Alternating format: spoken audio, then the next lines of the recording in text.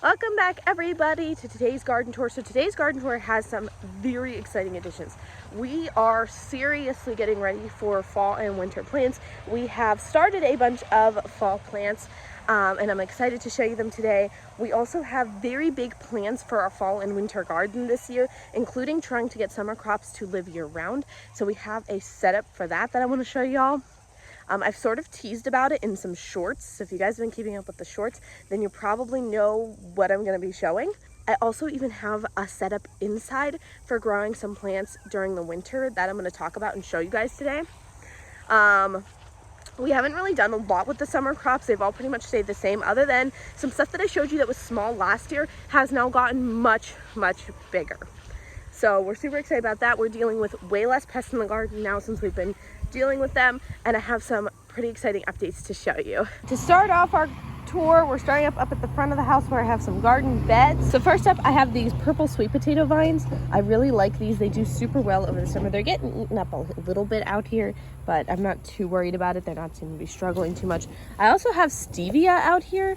I really like the stevia this year. It was a very low maintenance plant, especially for how hot it got. And I definitely would like to do this one again, maybe just in a different spot that it's easier to see when it's smaller, because when it was small, you couldn't see it under all the sweet potato plant. This is a zinnia that we had in spring. Now that it's died and it's seeded out, all of these little baby zinnias are all over the bed. I'm not sure if they're going to flower before winter. Really not a big deal if they do or don't.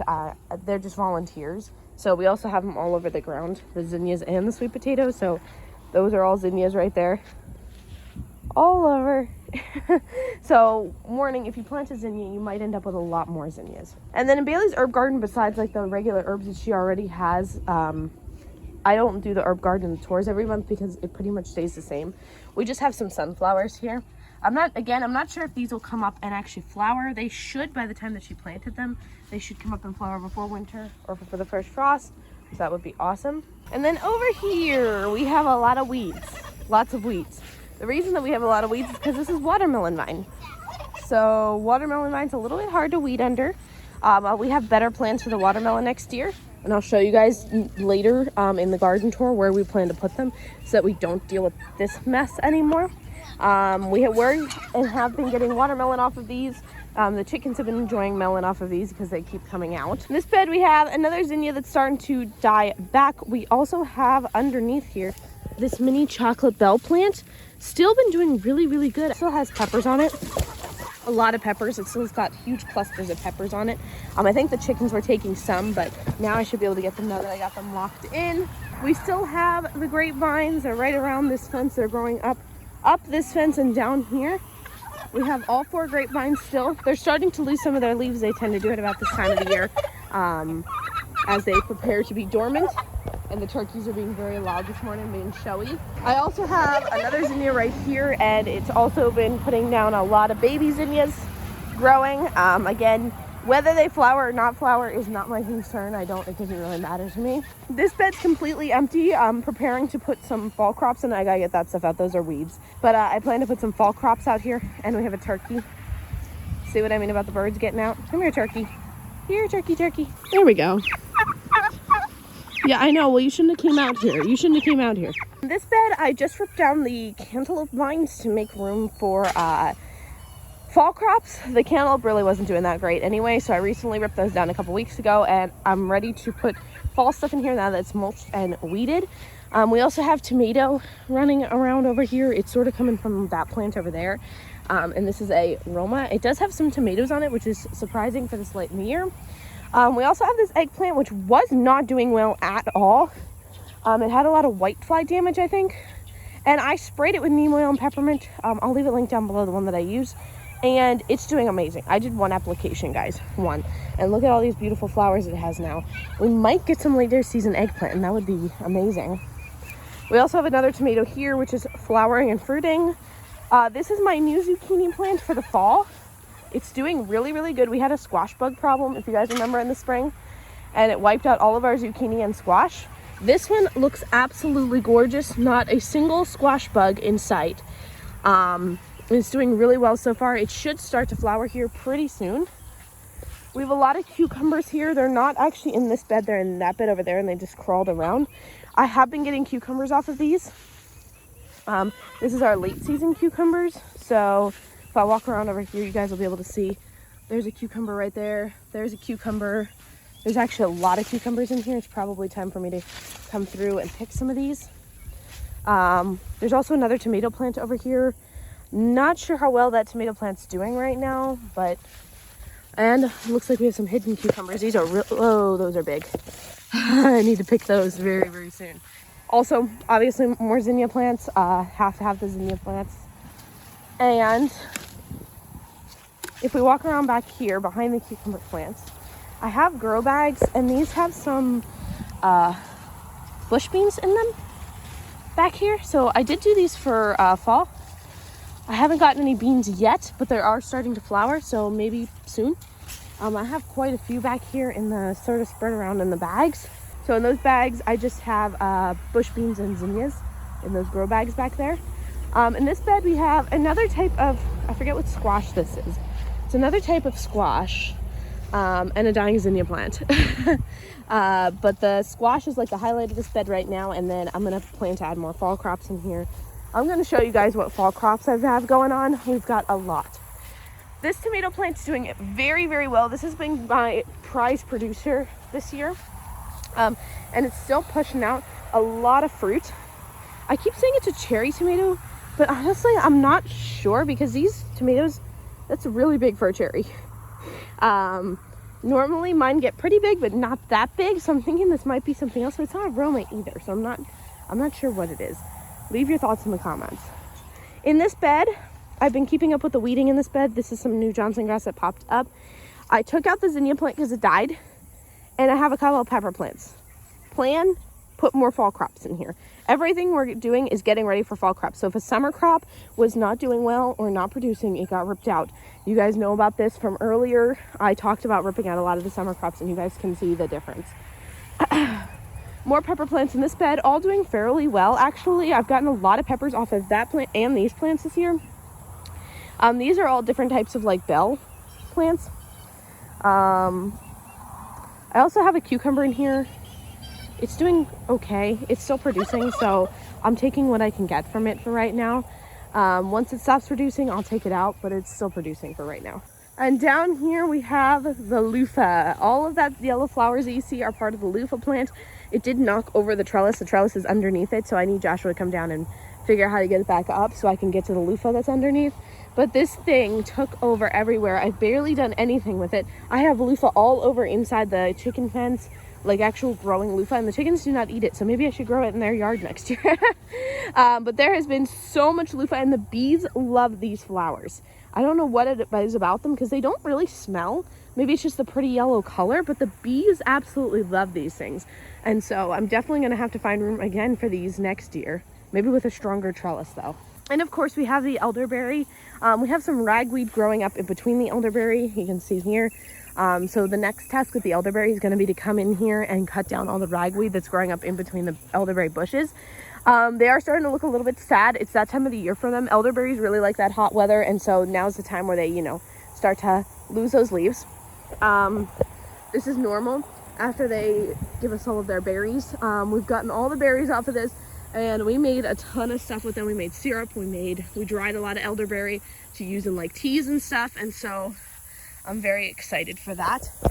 Here's the Asian pear tree. We harvested fruit off of this tree for the first time this year and actually got a decent amount of fruit. It does need to be pruned bad, but we're gonna have to wait until spring now to do that. I don't want to prune it this late in the season. I have chickens walking around down here, yes. They're the small chickens I don't know how they keep getting out. We're still figuring that one out. It's also gotten very, very tall. I'm wondering if I shouldn't clone it, because it's done very well here. Our blueberry bushes did terrible. This is where the blueberry bushes were. I did get 2 more new blueberry bushes to try with different varieties. I think that this one's still alive at the ground, but the other one I'm not sure. So this area is very full of weeds this year. We definitely need to clear it out and cardboard and mulch before next year. We plan to do that. It just got very, very heavy this year and hard to keep up with, so we had to pick and choose where we were keeping up with.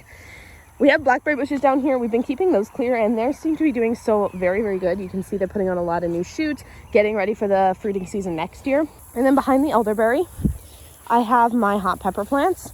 These beauties did amazing over the summer, and they're still heavily producing into the fall, which is why I have not gotten rid of these or have decided to use this bed for anything else, because as long as these hot peppers are still kicking, I'm going to leave them in here. Also, I had plans to rip out the pole beans. I talked to you guys about that, and I did rip these down. Technically, they're dead. I ripped them out down there. I just haven't gotten them off of here. This one started producing again, and I mean heavily producing again. So should I leave it in? I'm going to say yes. I should leave it in. I just came down here earlier this week and picked a whole bunch of beans off of this, and it's got beans all over it again. So I think I'm going to leave it in, guys. I don't know. It looks like some of the plants might be dead in there, and then some of them are still alive. So yeah, I think I'm just going to leave that one for now. Here we have our apple tree. This one has done very well. The only one that survived that herbicide incident that we had a couple of years back with the electric company. We've never gotten it a pollinator friend since then. But that stops this year. I went and I got one, and we have one ready to go in the ground this fall to cross-pollinate with this one. So hopefully we can have some apples soon. Now let's talk about fall and winter plans. This was a complete mess before I started working on it. Literally a mess. The weeds were knee-high. No one could get into the greenhouse. We have taken the greenhouse cover off starting in the summer because of how hot it was in there.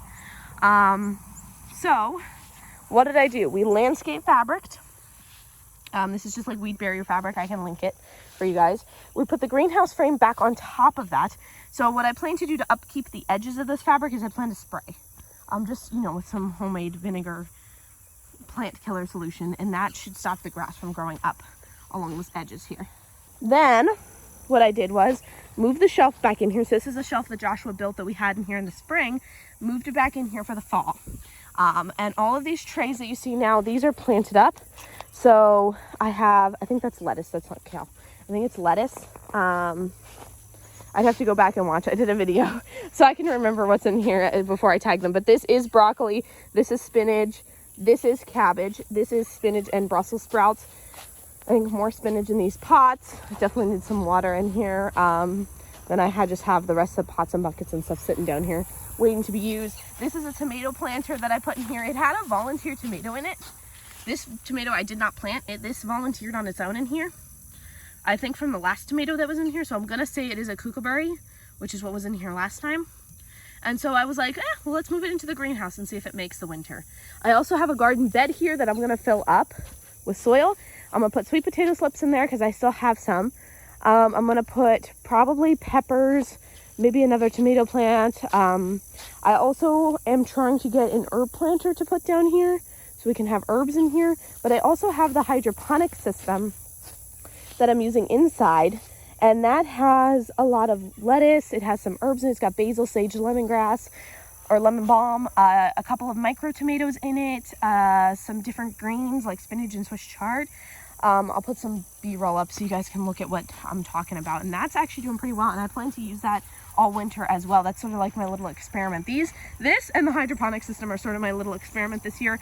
I'm trying to see if we can get more harvests over the winter, because that would be amazing without having to do too much work. So it's one of the reasons why I put down landscape fabric is I don't want to have to weed in here ever again, because it was a nightmare to try and keep up with the weeds in here in spring. We had to bring a weed eater in, but we couldn't get the weed eater too close to the cover of the greenhouse or else it would eat it up. So I think that the landscape fabric's gonna be a much better design. We can just spray around the edges to keep the grass down around the edges and then mow. As long as we're not getting too close to landscape fabric, it's way out away from the greenhouse, we can just mow, and that'll make things easier. We'll spray and mow. I'll probably get spray down here later this week so we can stop this from growing up around the edges. But yeah, I'm super excited. So as soon as it gets cold, we'll put the cover back on this, and then maybe next year, this gets some pretty decent shade, but maybe next year I'll get a big shade cloth to put over this frame instead, because obviously we're not leaving the greenhouse cover on all summer. It's we don't have anything that would need the greenhouse cover all summer here. It gets plenty hot. So yeah, maybe we'll get a shade cloth so that we can keep some stuff going down here that doesn't like the heat as well. But yeah, I definitely still have room for some beds. So if you guys have any ideas for the greenhouse, I definitely have room for another bed right here. And then I definitely have room for either some big pots or maybe a small bed in the back. I want to get this thing filled up. I don't want to have a bunch of empty space. We really only need enough space in here just to walk and work. And so I'm not like, I want to fill this thing up with planters and plants. So we have a plum tree back here too, but I'm not going to show that today. My plan is to, you guys have already seen that many times. It doesn't look any different than it does last month or the month before. So I want to show you guys though, remember how I promised to show you guys our plans for the watermelon next year? Now's the time I'm going to show that to you. So we could also put some in the greenhouse over the summer since we're going to take the cover off anyway, but it gets a lot of shade and I'm not sure if it's too much shade for watermelons. I think I've shown this setup before. This is Joshua's beehive area. It has landscape fabric now, same as the greenhouse. This is going to suppress weeds. It has worked amazing. So all we have to do is get around the beehive and around these edges and we're good to go. I mean, look at this. This is absolutely beautiful. It's been holding up great to the weeds. We have some popping through the holes there, but again, not a problem. We'll just bring some of that vinegar spray down. Sorry about the road noise. It's really loud up here and I'm trying to be quiet because Bailey's live streaming right now, so I'm sort of sneaking around. But his plan is to fill this space with garden beds because why wouldn't we utilize all of this weed-free space for plants? Plus the bees like plants. So now he's testing that out this fall with just one bed, just to see how everything goes. And he has radishes in here. They're actually doing really well, by the way. We haven't had a single weed. He hasn't weeded this bed at all. Not one little bit. And he's got some beautiful looking radishes growing up here. And some of them are actually ready to be picked. So I think that this is gonna work, but he said he also would like to use this area for his watermelons because they can grow across the fabric instead of being covered in weeds. They'll be able to have access to more sunlight. We'll be able to see the melons easier. So I think that this is a great idea. He'll put a bunch of his pallet beds down here. Plus the bees will pollinate the melons then because they'll be right here for them. So that's the extent of the garden tour, y'all, except for obviously like I didn't show the lilac bush again. I didn't show the plum tree again. I didn't really show the herb garden again. I show those fairly often on the garden tours and they haven't really changed a lot since then. Most of those, they're perennials, so they just don't change that often. As we get further into winter, some of them are starting to like lose leaves and stuff. Some of the herbs are starting to decide, oh, it's, you know, it's time for us to go to seed. We're ready to go to seed. So like Bailey's purple coneflower went to seed, but otherwise not really much is happening with that. So I hope you guys enjoyed this. I hope you guys learned something. Maybe you got some ideas for your fall or winter garden this year. I'm super excited about the greenhouse. If you guys have any suggestions about the greenhouse or any other ways to, you know, grow fall and winter crops all year round, I'd love to hear your thoughts in the comments. Don't forget to give us a thumbs up, and also if you're new, don't forget to subscribe.